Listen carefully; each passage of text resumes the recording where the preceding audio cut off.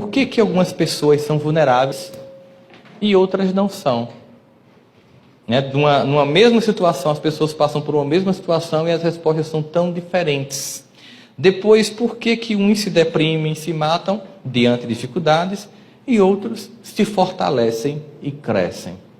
Também a gente poderia se perguntar como é que nós podemos construir uma competência em nós que nos capacite para enfrentar a vida.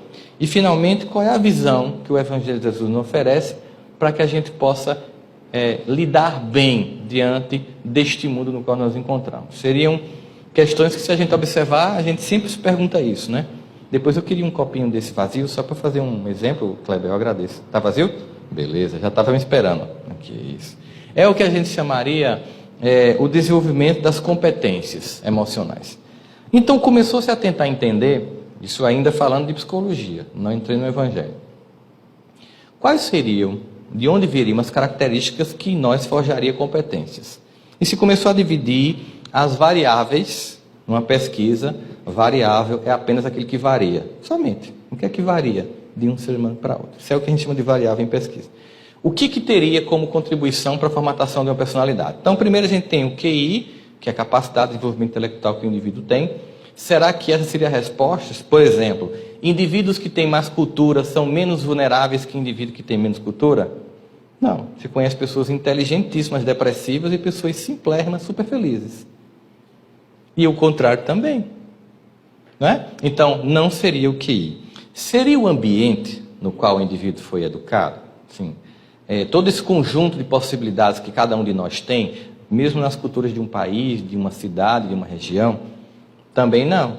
Certamente tem gente com depressão aqui, como tem gente com depressão em Paris. Não acontece isso. A mudança da paisagem não resolve a dor da alma. Seria a cultura na qual nós estamos inseridos, por exemplo? Seria, por exemplo, sermos latino-americanos, falarmos português, termos uma colonização portuguesa, nos tornaria menos vulneráveis à depressão do que, por exemplo, ser um dinamarquês ou ser um chinês. Isso também não é estatisticamente comprovado como uma variável significativa. Seria o gene? Será que nós teríamos uma tendência? E aí você tem pessoas que têm avós e pais depressivos e a pessoa é feliz. E tem pessoas que não têm nem avô nem pai depressivo e é uma pessoa depressiva. Então a variável genética também ainda não é capaz de explicar isso. Seria então a condição social na qual nós nos encontramos? Ser uma pessoa rica, pobre ou de classe média baixa? Você vê quantas pessoas que não têm dinheiro, que têm uma vida simples, e você percebe felicidade.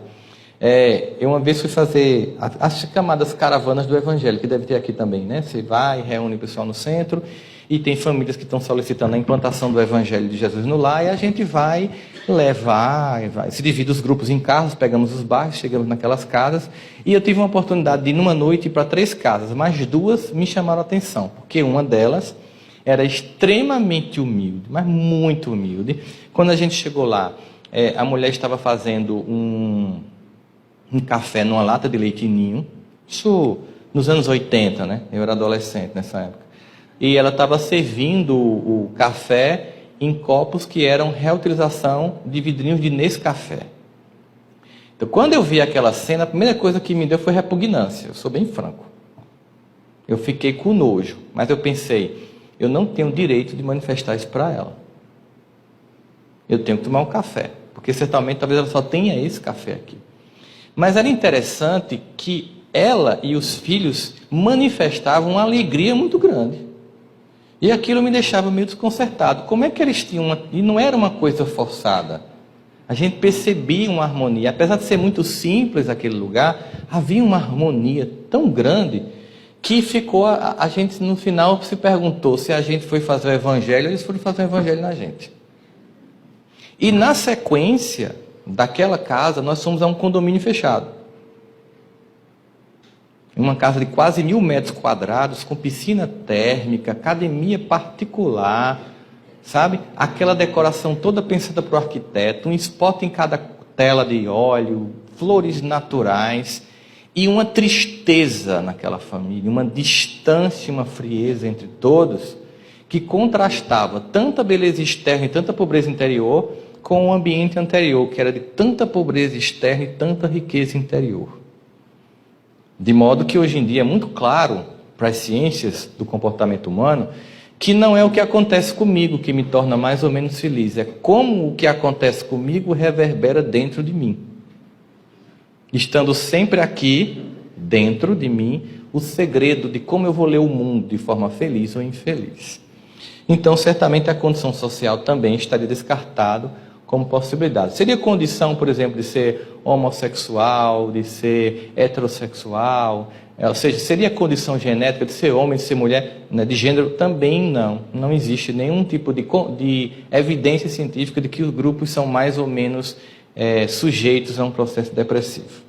E aí se começa a tentar todas, né, as possibilidades, até que as pesquisas começam a apontar uma coisa estranha.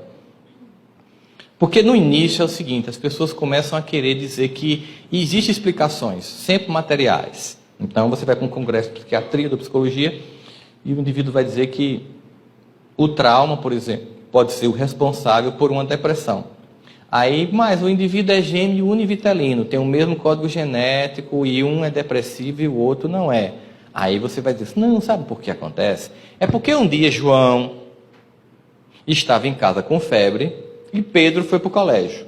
Nesse dia, o pai deles brigou com a mãe, bateu nela, mas João viu e Pedro não viu. João se traumatizou e por causa disso, ele ficou com tendência depressiva. É uma explicação razoável. Mas e quando a pessoa é gêmeo chipófago, que nasce colado e que não pode descolar porque morre, e que são completamente diferentes? Como é que você explica? Eles estão sempre no mesmo lugar, na mesma hora, vendo sempre a mesma coisa. Aí aqui você acaba com o argumento que tudo tem que ter uma explicação externa material. E aí depois de um tempo eles começam a perceber o seguinte, que tem alguma coisa, é assim que eles definem, alguma coisa na personalidade das pessoas é intrínseca. Vem com ela. De onde? Eles não conseguem dizer ainda, entende? Alguma coisa é intrínseca. Bom, depois que eles concluíram que alguma coisa era intrínseca, eles começaram a fazer um monte de pesquisas para o quanto é intrínseca e o quanto é extrínseca. O quanto vem com ela e o quanto ela aprende com o ambiente, com o gene, com a história, com a cultura, com a condição social, sexual dela. E o quanto já vem com ela. Aí as pesquisas começaram a se debruçar sobre isso e chegaram à conclusão de que 50% da personalidade, olha como é que eles chamam. Todas as pesquisas de geneticistas comportamentais cruzadas estatisticamente, resultou num relatório publicado no qual atribuem uma porção, mais ou menos 50% da personalidade, olha que legal, a um misterioso perpetrador que eles denominam de ambiente não compartilhado. Não é bonito? Em vez de dizer reencarnação, fica assim, misterioso perpetrador de um ambiente não compartilhado. Não é que a ciência seja ateia, gente. Não é que o cientista queira negar Deus. Eles buscam a verdade a partir de um paradigma montado para a construção da pesquisa científica. Esse paradigma começa a avançar a um ponto tal que daqui a pouco eles vão, surpresa, Deus existe. E quando eles diagnosticarem isso, através das pesquisas, porque Deus é muito evidente no mundo, eles vão divulgar mais Deus do que a gente. Porque eles vão ter uma convicção inabalável de que sim, existe um ordenador no universo. Então, se nós temos isso, nós podemos pensar em alguns exemplos. Vocês assistiram aqui aquele filme Quem Quer Ser o Milionário? Um filme indiano. É um filme que tem 3 personagens, Jamal, Lakita e Salim. São 3 crianças que os pais são muçulmanos e são assassinados por Sikhs indianos no início do filme. Na Caxemira, na região norte da Índia, é um estado que ele é muito entre muçulmanos e hindus e é disputado ainda hoje por Paquistão e Índia. E aí eles têm os pais assassinados na frente deles, passam a ser moradores de rua, e você vai percebendo que um irmão vai se envolvendo com o crime e com as drogas, e o outro vira um trabalhador comum de call center.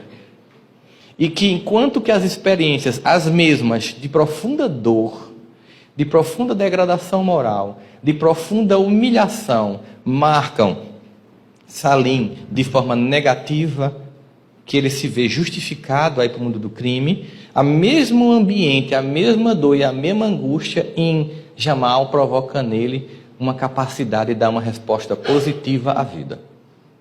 De modo que a gente percebe que não foi o que aconteceu fora que determinou o comportamento, foi como o que aconteceu fora reverberou com o que tinha dentro de nós.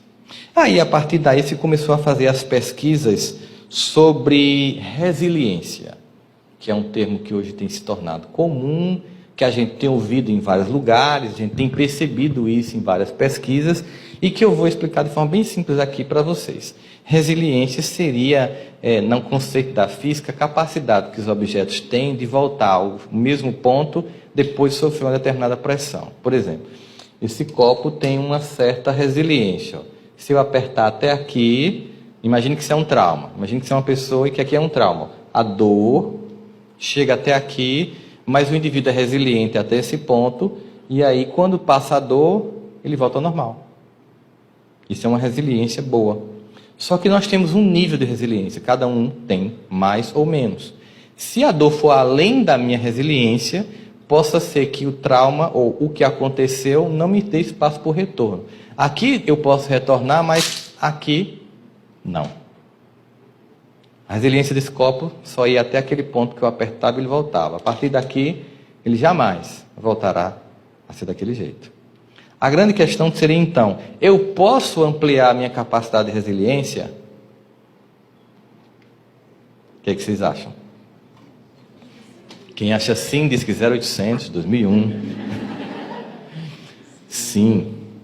A verdade é que a resiliência, no início dos estudos, pareceu ser uma capacidade extraordinária das pessoas. Mas a resiliência, na verdade, é uma capacidade ordinária. Não quer dizer que ela é ordinária por ser desinteressante, é porque ela é comum. Ou seja, a resiliência não é algo especial, é algo que todos temos, mais ou menos. Mas aí eu tenho que aprender a desenvolver. O que a gente tem visto recentemente, especialmente na educação que os pais estão dando aos filhos recentemente, é que eles estão comprometendo gritantemente o desenvolvimento da resiliência dos filhos. Eles se colocam como tanta superproteção que eles inibem a criança, que tem toda a competência, de desenvolver uma capacidade de responder à vida.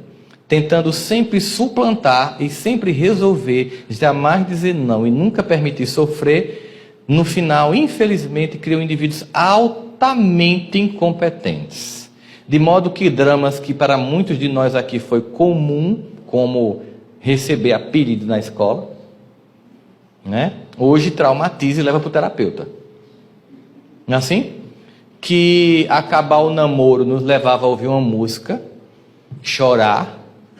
Eu lembro que eu escutava: quando faz amor, se olha no espelho, será que você gosta mesmo de mim? Chorava, me acabava de chorar. Um dia minha mãe perguntou por quem eu estava apaixonado. Eu disse: ninguém. Ela disse: você está chorando porque eu estou apaixonado. Ela disse: por quem? Por ninguém. Porque a adolescência você fica assim, vulnerável demais. Mas ninguém se matava por isso. Ninguém se matava pela rejeição. A gente sabia que simplesmente eu podia me apaixonar por alguém, e era muito comum, que nem sabia que eu existia. Né? Teve gente que você amou a vida inteira que nunca soube nem que você existia no mundo. Eu, por exemplo, fui apaixonado por Simone. Imagina. Se a sua Bateca, ela está morando aqui, né? Pois é, mas passou, fica tranquilo. Essas coisas dão e passam, né? Então, na verdade, se a gente observar essas características que nós tínhamos no passado, a gente enfrentava porque nós tínhamos dos nossos pais uma resposta de que resolva. Se você chegasse: mamãe, estão me chamando de 4 olhos, quando eu usava óculos quando era criança. Ela fala: se ficar dando importância, vão chamar mais ainda. Hashtag todo apoio do mundo foi dado. Né? Só que era verdade. Quando eu voltava para o colégio, ficava suportando 4 olhos sem dar ibope, mesmo que eu estivesse morrendo por dentro, perdia a graça. E eu descobria que eu resolvia aquilo sem precisar chamar minha mãe para ela ir falar com a coordenação, ameaçar me tirar do colégio e gritar com a professora. Que é o que acontece hoje. E a qualquer dor, você instala os office boys dos filhos, papai e mamãe, para resolver. Só que eles não vão ficar aqui para sempre. E o que vai acontecer quando você não puder resolver para o seu filho? Ele se mata. Porque era para ter aprendido naquela época a desenvolver aquela competência. Superproteção destrói.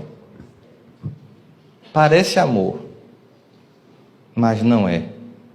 Porque amor fortalece e não destrói a pessoa. Hoje é tão comum esse nível de educação descompromissado com desenvolver competências que a gente tem visto isso.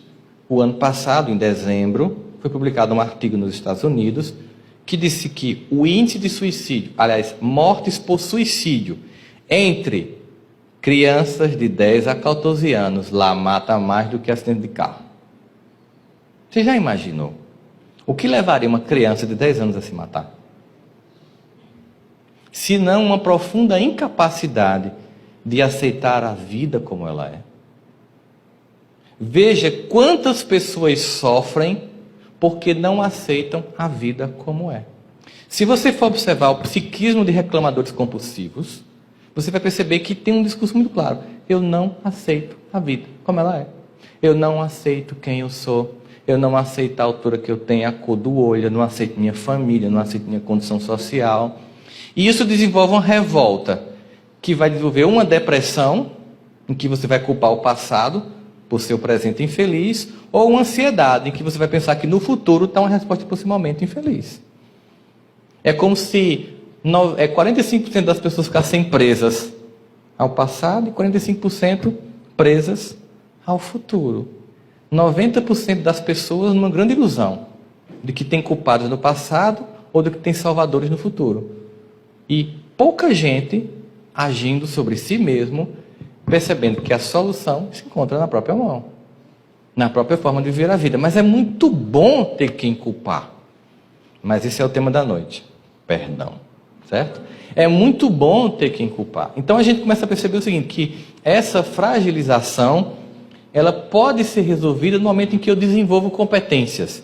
E aí a gente começa a perceber que a resiliência é um conceito clássico que diz o seguinte, que é uma capacidade universal, ou seja, de todos, que permite a uma pessoa, grupo ou comunidade prevenir, minimizar ou superar os efeitos nocivos das adversidades da vida.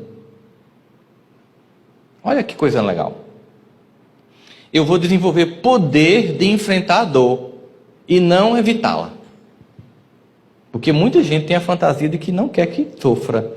Sabe aquela prece de manhã que você faz assim: ó Jesus, obrigado por mais um dia, me abençoa para que não esteja nenhum problema no trabalho, para que seja um dia bom, tudo em paz, tudo tranquilo, todo mundo sorrindo, não tenha pressão para cumprir meta, que o professor dê uma aula light, que a prova seja fácil.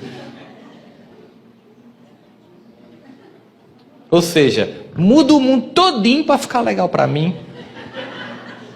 Tudo só pro meu capricho pessoal. É, né? Quando você podia pedir assim, ó papai, não importa o que aconteça, me dá a capacidade de resolver e superar. Imagina, amanhecer o dia querendo que não tenha abacaxi para descascar. Não, me tem uma faca para eu descascar. É mais fácil ele me dar uma faca para eu descascar do que tirar todos os abacaxis do mundo para eu não sofrer. Deus não faz isso, porque Deus sabe do nosso potencial. Ele não nos menospreza, não seria a palavra, não seria menosprezar. Ele não nos subestima, como alguns pais subestimam os filhos achando que eles são incompetentes. E isso vem de uma ideia. Veja só. Quem aqui pagou moral e cívica quando estudou? Levante a mão, sem constrangimento. Assuma a idade que tem. Tudo bem. OSPB. Pagou, né? Tudo bem. Lembra-se da nossa infância, nós tínhamos três opções de tênis. Conga, quichute e bamba. Não é não, Dani? Havaianas e do pé que quando torava a gente botava um prego para continuar usando, o que não é significado de capacidade mental de antecipar a tendência mundial de reciclagem, mas era pobreza mesmo. E outra coisa é que a gente descobria muito francamente na fase da nossa infância pobre que a gente não compra roupa nem troca de roupa. A gente vai recebendo. E aí você descobre que pobre não troca de roupa, é a roupa que troca de pobre. Ela lhe escolhe, você não escolhe ela. Enquanto aquilo não vira um mulambo, alguém usa, né? E aí você passou dificuldades, você teve que sair do interior, você pegou uma bicicleta para chegar no mundo, para ir para um grupo escolar, né? Passou necessidade, foi morar na casa de parente, no começo é legal, depois você é humilhado. Não é assim? Você passou por tudo isso, aí você foi lá, você fez um esforço descomunal. E aí você conseguiu estudar, você conseguiu de alguma forma vencer na vida. E quando está tudo resolvido, que você casa e tem filhos, você tem a infeliz ideia de pensar assim: os meus filhos não vão passar por isso. Que ideia lamentável. Porque foi exatamente porque nós passamos pelo que nós passamos que nós nos tornamos quem nos tornamos. Eu não estou dizendo aqui que você vai botar seu filho para usar a roupa dos outros que você pode comprar.